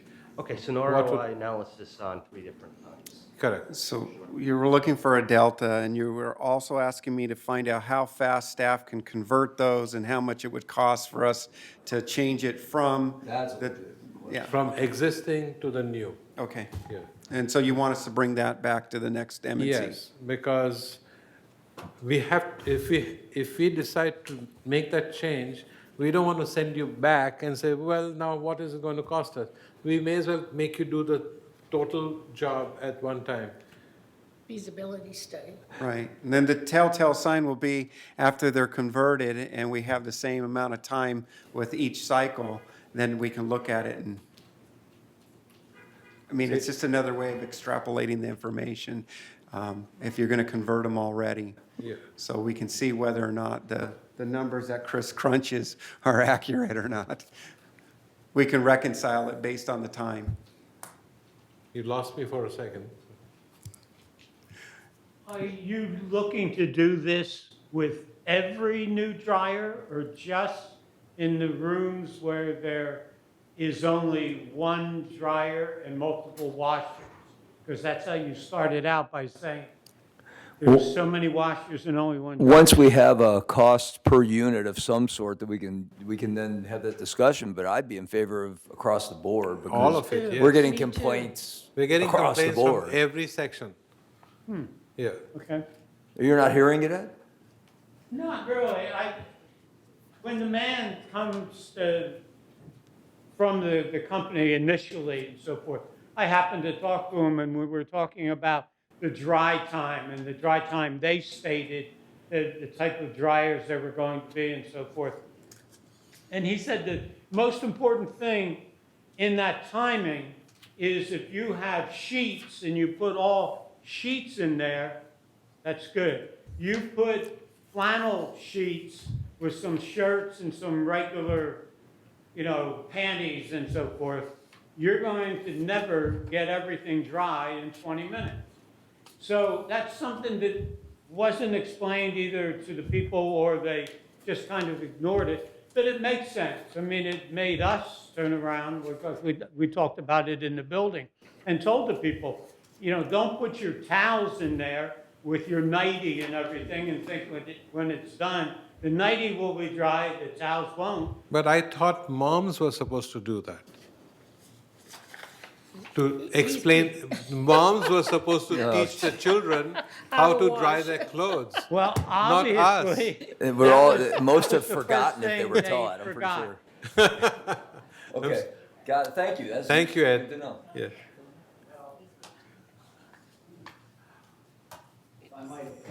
Yes, sir. Because I do hear from the Garden Villa people an enormous amount of displeasure. And one of the garden people I hear it from happens to be my wife. Uh-oh. Well, it's difficult to sleep in the same bed. Yeah, but so I didn't want you to be left with the impression that there's only a few people who are concerned. There are a lot of people who are concerned in addition Right. to my wife, that you ought to be able to put a reasonable load in and get it dry. One time through. If you're going to put a lot of towels in and you're going to put a lot of sheets in, then it's reasonable to expect you're going to have to run it through a second load. And that's not what's happening. So let me understand, Ed. You happen to mention you're in a 3-story building and you have certain laundry rooms where you have 2 washers and No. 1 dryer? No, we only have one washer, one dryer. You brought up those On all examples 3 where you floors. cut- Where they Yeah. cut dry. No, you had mentioned when you That started. is in a freestanding building, a freestanding laundry room. Right, well, that's Yes. why I was trying to find out if you were going to differentiate between the standing rooms and the 3-story buildings that only have one washer. No, and no, one no, dryer. no. We are going to do it across the board Right. if we do it. Right. And where there were 3 dryers and now there are 2 dryers, that's a whole different thought process which we will get to at a different time. Okay. Yeah. Okay, so that was what I was trying to, that's why we added item number 15. Very good. Excuse me. So items for the future agenda, we have building carport lighting timers. Do you want to talk about that? Do you have It's any? for future. It's for future. I think next time we will hear more about it. This is something I had brought about, excuse me, to Ernesto, that there are buildings where we still have manual timers for the light, the time change. And does everybody know what I'm talking about? Yeah? Okay, so I won't elaborate on it and we'll discuss this further Okay. at another day. And concluding business, committee member comments. John? John? Bunny? I think we have had a very good meeting. It's only 3:35 or 37. And our next meeting is on January 6, 2020. And with that, I adjourn this meeting. Oh, I'm sorry.